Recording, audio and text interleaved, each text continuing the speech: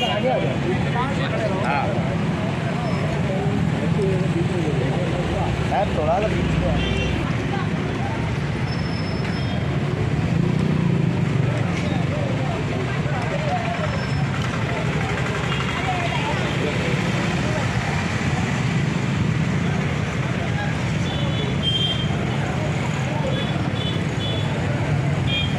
थोड़ा पीछे दादा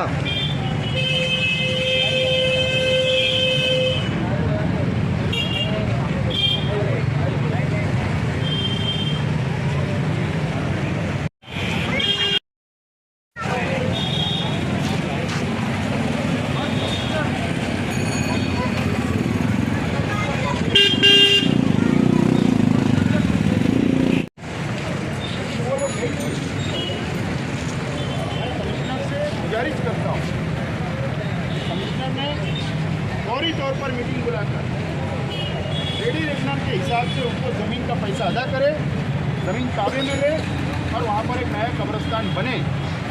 यही अपील है और इसीलिए आज खामोश एहतजाज हम लोग कर रहे हैं।